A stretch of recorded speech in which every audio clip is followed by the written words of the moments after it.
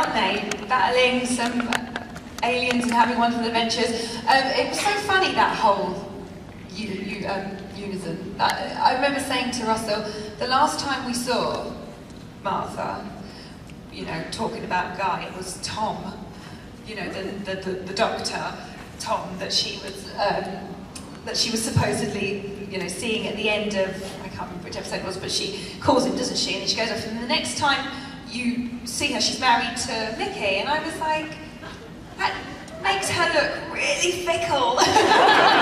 She's like, oh, I love the doctor, oh no, wait, I love Tom, oh no, wait, hi, Mickey. So I was saying to Russell, what is that about?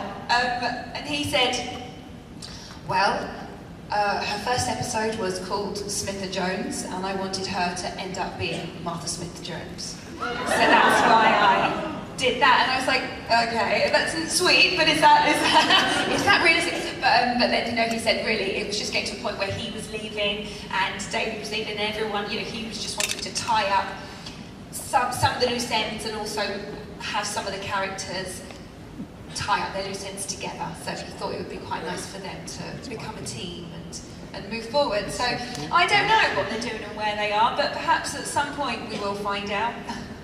Hello,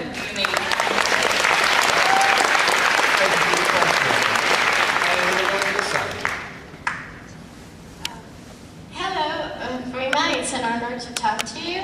I'm a really big fan of Doctor Who and Sense8, and I was wondering what it meant to you to play your characters in both shows. Well, I mean, I've been incredibly fortunate. I consider myself very lucky, actually, with the roles that have come my way. With Doctor Who, it is like the biggest show for us, and it's now global. But I mean, it was always one of our, you know, the jewel in our crown, the British gold dust Doctor Who. And it's been fascinating for me, because even when I was doing it, we did an episode in New York, but it was all cheated that it was New York. And then 2-3 seasons later, they're really taking the production and shooting in America and shooting globally, because the popularity of the show was growing and growing and growing to where it is now, which is incredible. But even back then when I was doing it, like 10 years ago, it was, you know, the fact that it was coming back, everyone was like going crazy about it domestically. So I was like, oh my God, this would be incredible to be part of. But actually, I didn't know that I mean, I've told this story before, so apologies if you've heard it, but I didn't know I was actually auditioning for that show initially. And they told me it was for a brand new show called Torchwood. And they were like, this is a new thing we're doing, it's a spin-off, and so we want to see you for one of the lead characters in this brand new show called Torchwood. So I was like, oh, wicked, okay. So I thought I was auditioning for that the whole time, and it was only just before the screen test, or the chemistry test, that I did with David, that they had to tell me actually that I was going for Doctor Who. I think I would have worked it out when I got in the room and seen David, and I'd have been like, hold on, what am I here to do? So they told me just before the chemistry test, and that was probably the best time to know, because nerves, there was no time for nerves. It was literally so fast. They said, you're taking a train up to Cardiff with the casting director to do this audition with David. And so prior to that, the 2 or 3 auditions I'd had were under the guise of Torchwood. So I wasn't, I mean, you have your normal amount of audition nerves, but you're not thinking, oh my God, I'm auditioning for like one of the biggest shows. And it messes you up when you start thinking like that. So really, it was just a whirlwind doing that. I was fortunate to get it. It changed my career overnight. Literally, overnight, you become like a household name, certainly domestically. And so that was incredible. And you also learn about the media. They give you media training, and they really immerse you, because it's a huge machine. So that was a whirlwind. I didn't really have time to think very much about the character. I was just going along with this roller coaster, which was so much fun, and I'm so grateful to it for the opportunities it's given me since as well. With Sense8, I was just like, I have to get in this show.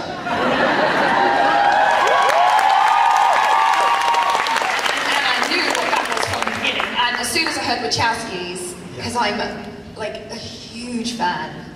All my friends and family know, Matrix obsessed, and they say never meet your heroes, don't they? But I was just like, oh, I just want to be in the room with them just for a minute, even if I don't get it. I just want to meet them, and let alone get to work with them and call them my friends now. Like, that's otherworldly. But I knew they were on board, so I was like, I really, really want to be part of this production. And then I read the script and was like, are you kidding me? This is what we need more of on mainstream television.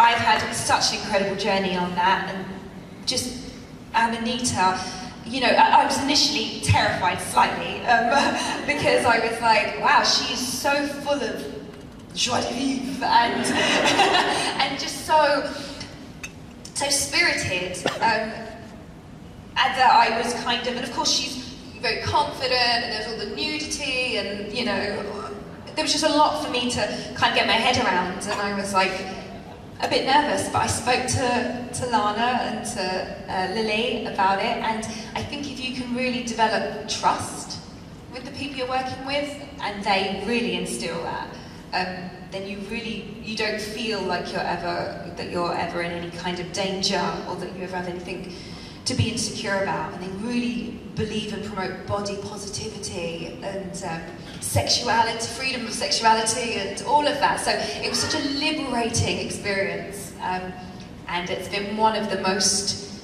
significant in my life and my career.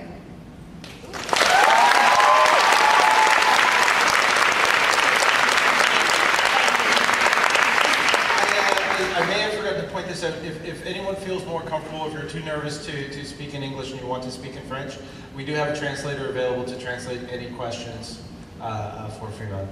And over here. I'm sorry, I don't speak French. Alright, I'll try to do it in English. I want to talk about the specific episode of Doctor Who. Actually a two-part episode, which are the human nature and family of blood. This episode talks about different big themes like war and education, but as for Martha, she touches issues of women and persons of color. Did you take that into account when you worked on that episode, and how do you think it links to today's issues? Well, one of the incredible things about Doctor Who, actually, is the whole socio-political commentary that's going on all the time, and whether it's cleverly, you know, emblazoned on a poster in an alley, or something that's a little subliminal message about something that's going on in our time. And there's a lot of this commentary going on. It's so you can kind of, I think this is why it's so popular, isn't it? You can tune into it and connect with it on so many levels if you want to take the kind of more, you know, you're looking for these debates and for these issues to be aired so that we can all talk about them. And then you've got that, but you've also got the fantasy of the escapism, you've also got the wonderful relationships that you can connect with and identify with. So I think it's very clever in that way. I was glad that they did touch on that, because when I was getting into the show, there was a lot of press about, you know, first black companion, first black, blah, blah, blah. And someone asked me once, does that bother you that they're labelling you? Because labels are never good, right? But that they're labelling you that. But funnily enough, I was like, well, I kind of understand why they have to say, she's a black actress, because it's quite obvious I am. But I feel like, because of the way the industry is, and black minority, ethnic, you know, any kind of minority groups that are not being properly represented in mainstream television, anything outside of that does get a label, because it's not the norm. So I kind of understand that at the moment, if you're outside of what that main bracket of faces and storylines that you're seeing, if you're outside of that, you get this label. And I kind of feel like if in that 100 years' time, if we're still having to say black actress, trans actress, you know, a female in this role, then we're really in some serious trouble. At this stage, I feel like a lot of progress is being made. Still a hell of a long way to go, but at this point, I kind of wear that label like a badge, because I feel like if you're making some inroads into the mainstream, and you are able to break down some of those barriers, that's something to be proud of.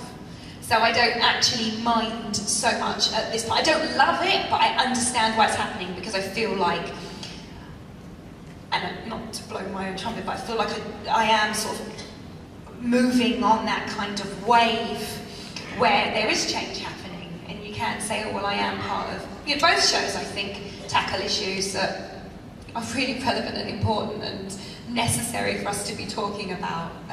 So it's nice to be part of that movement and part of that journey and part of that fight. But as I say, hopefully in 50, 100 years' time, we're all just going to be actors.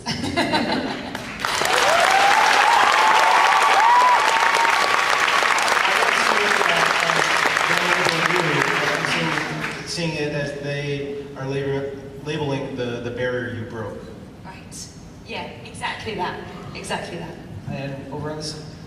So this is a Sense8 question.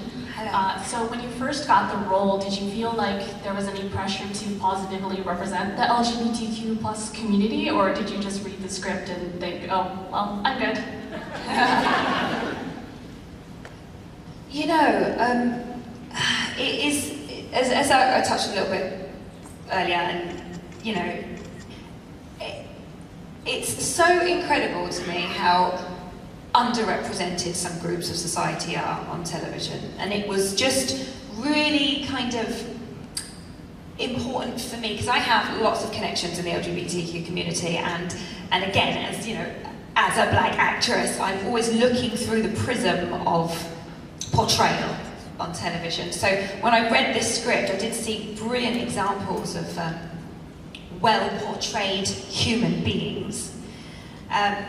And you know, Amanita is this, so first and foremost I was looking at her and seeing this, you know, this celebrator of life and love, and you know, she's a real active campaigner in freedom to love, and she celebrates her sexuality and all of that, and all of that's so brilliantly empowering.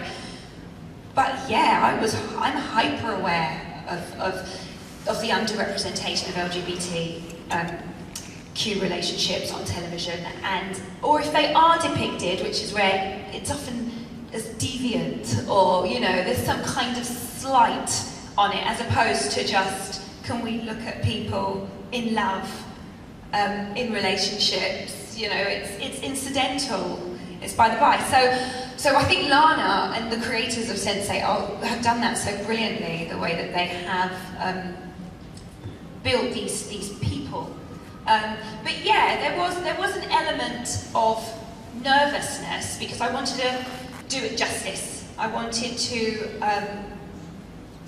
you know, I wanted to make sure that our representation was truthful. And to be honest, I have had first-hand experience from people from around the world, even from people in this room right now, that stand there and tell you for the first time ever they're seeing themselves being represented in a true and an honest way.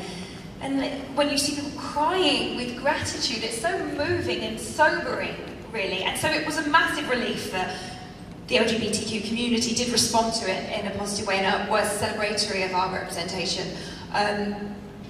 Because yeah, initially I was keen for it to be done right. And I think, judging from the feedback, that was achieved. So, yeah.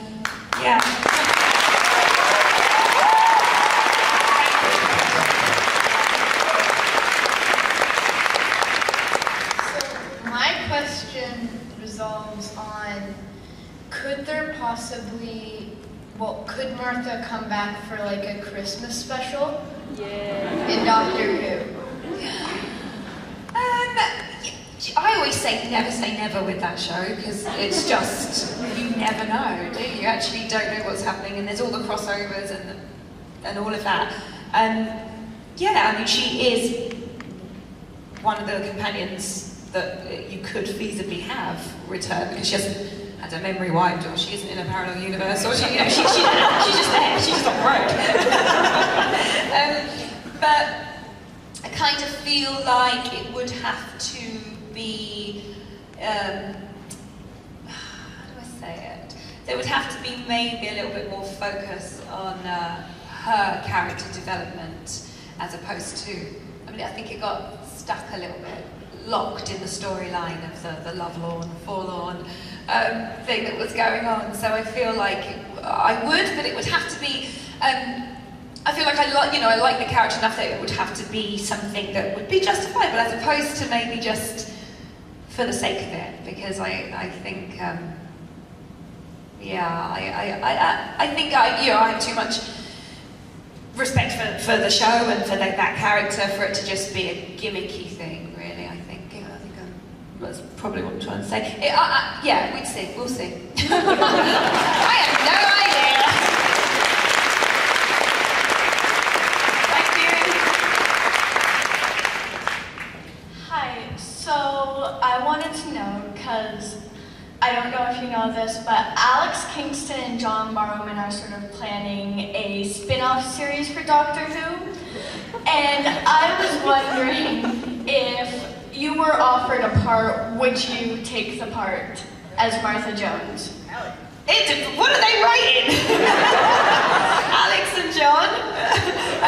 Oh God, that's interesting, I didn't know that. Yes, of course, I mean look, yeah, it would, I'm sure it would be bags of fun to do, and they really, both of them have such deep ties within the Whoniverse, so I think that they would probably do a really great job, and it would be something that the fans would connect with. But yeah, and then there's always different offshoots with the world of Doctor Who as well, because I know some people ask me about Big Finish, and that's just never worked out timing-wise actually, but I think I did some audio books even after I'd finished doing the show, so that was 10 years ago, but it does live on quite evidently, and so I don't know if whatever that is, or whatever a next Christmas special would be, it could be an Elizabeth Sladen scenario where it would be 30 years from now that I might make a reappearance. So I don't know, but I really do love the character, and I really do enjoy the show. So, and it's something so nice to be associated with. Coming to these events, we meet all you guys, and it just always feels like such a positive show. And so but funnily enough, it was the one I did for the least amount of time in my career. Out of all the jobs I've done since, that was what I did for the shortest amount of time, and it fascinates me and warms me to just see how a decade later, you can still be so intrinsic with something. And that is the Who family, and that is the Whoniverse. So yes, who knows what will happen with Who.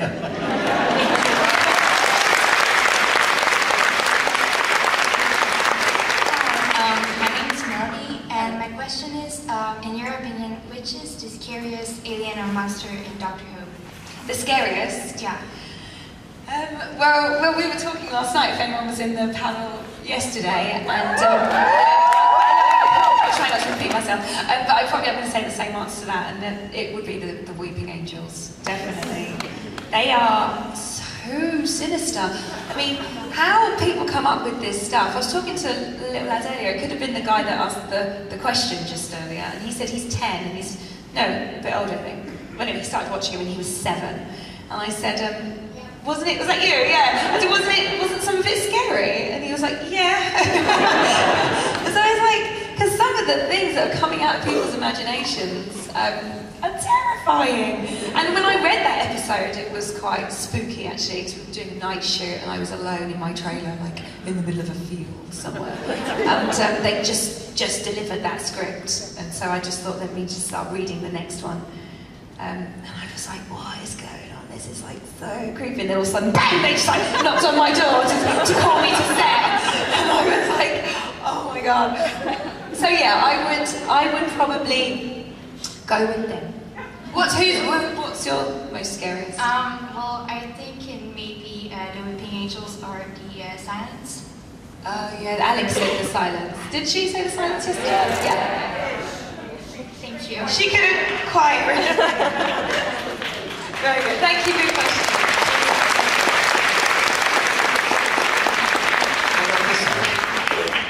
Hi. I was wondering how it feels to play like such an empowering character like Martha Jones, if we ignore the end when she went off with Mickey. But yeah, because she chooses to walk away from the doctor to focus on herself. Yeah, and again, I mentioned this to some of the guys on the line today when we were talking about it, but I remember when we were shooting that, and we shot it almost towards the end of when I was leaving as well, because sometimes you don't always go in shooting order, in chronological. You don't go chronologically. So, but we kind of were towards the end, and so that came roughly about the time when I was leaving. So, you know, it's kind of, no one really likes change, do we? Nobody does, and yet we've picked a profession where it's all change all the time. And so you do these jobs, you get really close with these people, and then you leave, and then you're like starting a whole new one, and it's like the first day of school all over again. So there's all these emotions, and I remember filming that scene and just being really emotional while I was doing it. And so I hadn't really planned it that way. You just get to work, and whatever you're feeling affects the way you work that day. And so there was lots of tears. And Graham Harper, the director, kept coming back in and saying, I've got notes from Russell, and like, there's to be no tears. Like, you know, it's a really empowering thing that she's doing, and she's to walk out with her head up. And, you know, she has chosen to put herself first. I mean, she's such a caretaker. And whether she's looking after her family, or looking after the doctor, or feels, you know, has those feelings for him that have not returned. So she kind of has this moment, I think, where she's just like, yeah, I'm going to prioritize me and my feelings and just protect myself from any more pain, from you know, feeling any more pain. And it is so apparent. And again, I've had people come up to me and say that gave me the strength to leave a relationship that I perhaps wasn't happy in. Or someone said to me once that they were in an abusive relationship, and I was just like, God, and they were like, I just felt like I could leave. So sometimes, that's a good thing. Yeah, oh yeah. And so I'm so proud of that ending for her.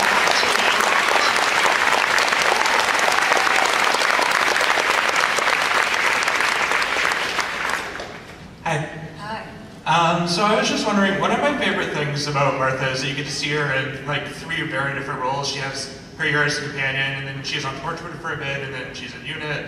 And I was just wondering if there's something different you brought to the character, like how you like brought different things to Martha when she was in each of those different roles. If Torchwood Martha was maybe a little different than Companion Martha, and how you brought stuff to those. Yeah, that's interesting. Yeah, I did feel like going into Torchwood was an extension for the character, definitely.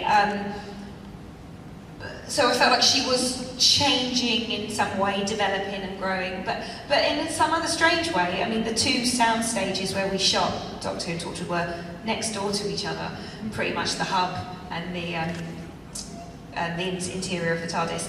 And so it was so strange because I would pass the TARDIS set and then keep going over to the Torchwood hub. And so I kind of felt like I was playing the same role, because obviously I was, but then in a way it felt so different.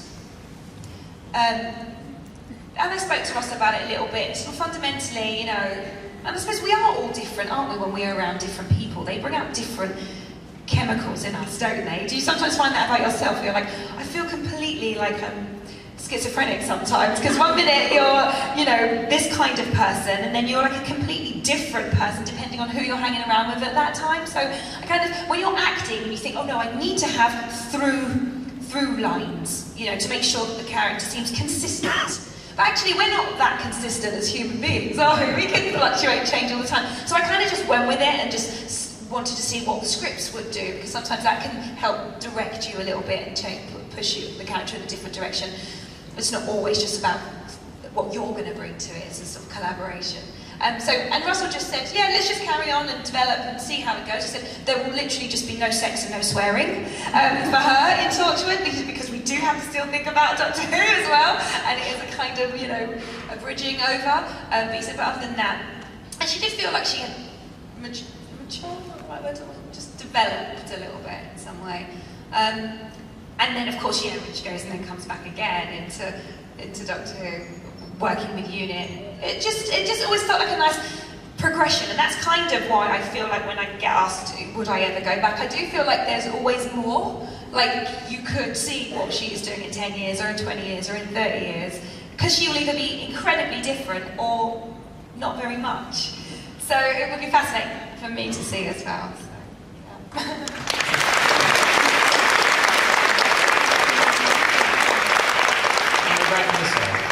Hi. Well, I truly believe that Martha Jones is pretty much the most badass companion of the Doctor.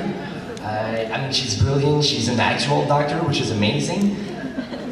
But I also believe that there's that question of timing, that you came like right after Rose, and after that there was the explosive persona of Donna. How do you, as an actress and as a person, feel about that?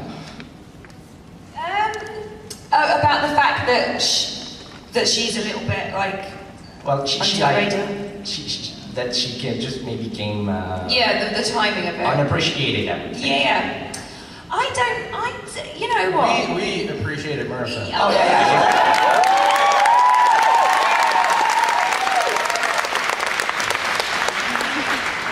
Yeah, it doesn't bother me. I kind of feel like it's such a subjective thing, isn't it?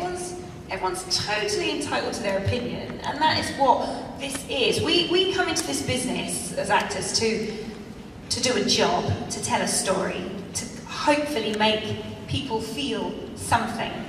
And love or hate, they both imply passion to me, which is much better than indifference, quite frankly. So I don't care.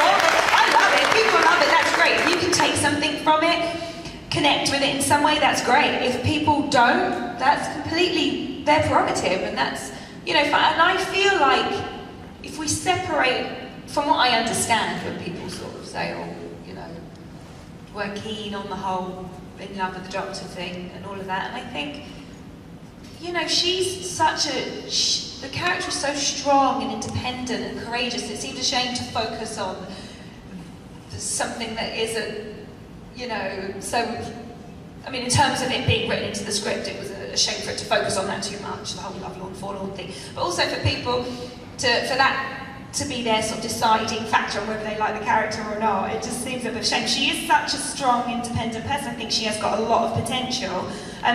Was that perhaps explored fully? Maybe not. Maybe that's why there is more room for further development and further growth. But I think, thank you for saying that. I do feel like, and you guys are all lovely, I feel like she brought a lot of people a lot of enjoyment, and I'm proud of her, and I enjoyed my time in the show. I'm very grateful for my time there. So, yeah, man, I don't let that shit don't bring me down. I mean, don't let it bother you. I'll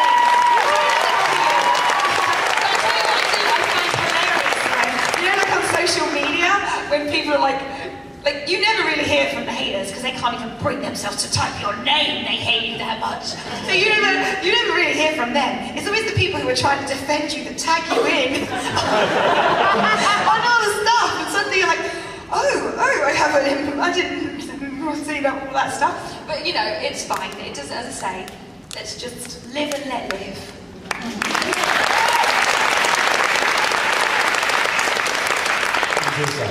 Hi. Hi. It's not a question, but it needs to be said, and you already talked a little bit about it, but I need to reiterate. So in Sense8, there's a lot of emphasis on Leto's coming out and everybody's celebrating, and that's great. But there's a lot of gay men on television. Not nearly enough, but there's a lot. So thank you so much for playing a woman of color that is so unapologetic about her relationship and so confident in herself. As a member of the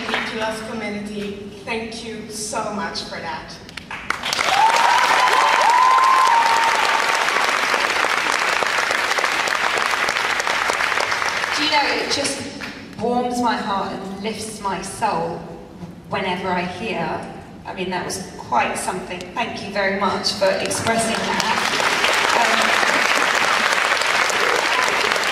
Because I know that was the creator's vision, and you know, it's so important, it's so wonderful to be part, actually, of this powerful expression of love and unity in these dark political times, like just where everyone is so ready to divide themselves up. It's happening all over the place, and it was just, I mean, with Netflix as well, and they are, I mean, I know they got a lot of stick when it was initially announced that they were accident, but, you know, they are really, they've pioneered a whole new TV culture, and they are on the vanguard of this brave, relevant, uninhibited storytelling. And I think that working with the Wachowskis, who had their vision the whole time about what they wanted to bring, they really wanted, you know, sex and sexuality to have a real genuine depiction on mainstream television, and the two of them together have created something that's truly epic. I mean, it's so epic that it went so over budget, which you know, ended up in the initial act scene, but now they're working that out. You know, the story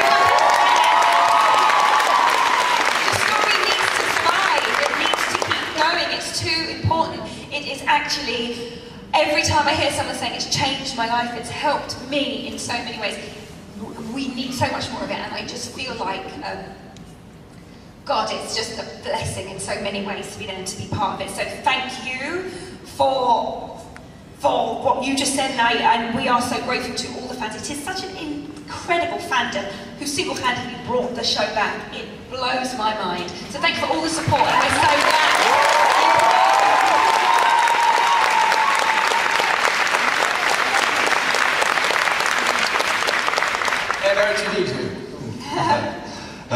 I just, could you please send our love to the cluster? Yes.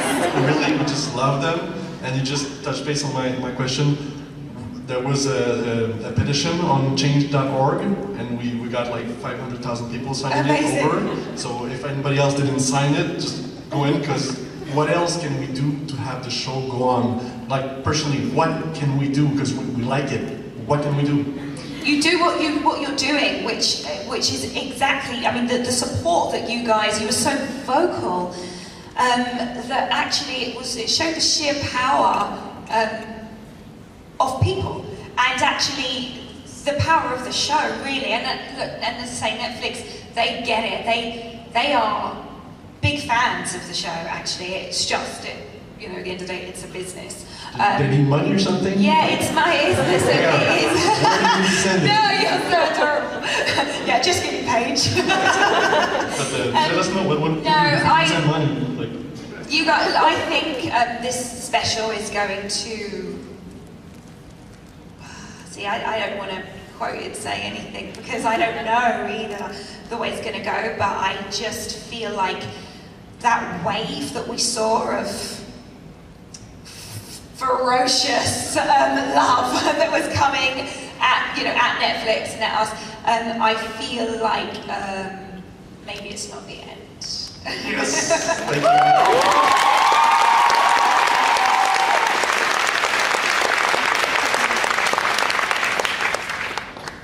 Hello.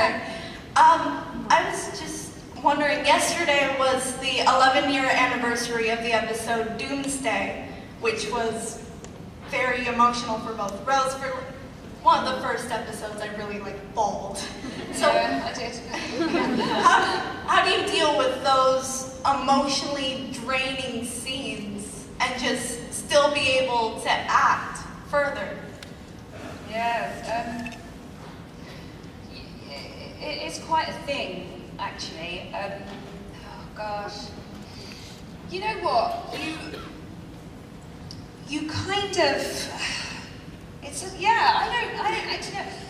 You feel like you start to inhabit these people, and you're living their lives. I think sometimes it's easier. Again, we touched on this in the panel. yesterday when people were asking about, you know, how you approach a character and what decisions you make for that character. And David and Alex were and I were kind of saying, you kind of, you grow within the skin of the character. It sounds a little bit hippy-dippy, but you kind of start to feel for them. It can happen quicker with some characters, it can happen on a more deeper or level, or not at all. Sometimes you are there and you are telling a story, but you are not necessarily feeling. Any drama students here, if we're talking Brecht and Stanislavski? Yeah. You know, that kind of, whether it depends where you are coming from. And I think, for me, like just talking about that end scene in Doctor Who, where it didn't say anything about feeling emotional. I didn't feel emotional necessarily the scene before when we were acting, you know, it was something completely different. But just sometimes things happen. And I think there's a lot of pressure if you see the script that it says, and now they break down. And you're like, oh, I might not be there on that day. But if you're working with people that you do trust, and you have time to kind of explore and to talk at length and, you know, and in depth with the creators, and it's really hard to explain. It's sort of it's kind of organic, and I love this while I'm working with Lana as well. She works in an incredibly organic way, and you can get a script, but you're not necessarily having to stick exactly to what is going on there. She's very organic like that, so things are fluid as people are. So sometimes, I mean, I did a scene with Jamie. Which scene was, I think it was the pre-Pride speech that she did, which, I mean, everyone in the room was in floods of tears, and she actually had to, after we shot that scene, she just had to go and remove herself for a little while, because she was just, actually the emotion was so raw that it's sometimes not so easy to just put the lid back on it and just carry on with the next scene. So it's a changeable thing, but never about putting pressure on yourself. You just always hope that you're just present enough to tell the story, and then sometimes what will happen will happen. Thank you. Unfortunately, we are at 4 minutes left. Oh my God, I talk too much. Sorry. I'll answer them really quickly. So, okay, if we can do 2 really quick questions, just over here. I apologize to everybody in the line. You're going to be back at the autograph booth? Yes. Yes. You know when? Yes, shortly after this. So shortly after this, I would suggest lining up at the autograph booth if you miss getting your questions asked to here. So we'll go quickly. Hi, I'm Michael. My question is, what's your favorite scene in Doctor Who? Oh, we talked about this last night as well. Sorry, I'm going to repeat myself. It's the cloning stuff. So actually, you know, I really like doing that because it was fun to get to do a stunt. But I've had so many. It depends. I've probably got one favourite scene in every single episode, but if I had to just say one, it would be the gloop. Because it was fun. Thank you. I think maybe just yes. The one question. Yeah, I really love you in the Sense8, and I wanted to know what's your hopes about the movie of 2 hours. Well, I hope that we give you guys some more answers to what was developing. You know, Lana's written a 5-year story arc, so obviously at the end of season 2, we weren't anywhere near finding out the answers to any of the questions. So I hope that season 2 answers some of those questions. I hope that it leaves a lot unanswered so that we get season 3, and I hope we get a wedding!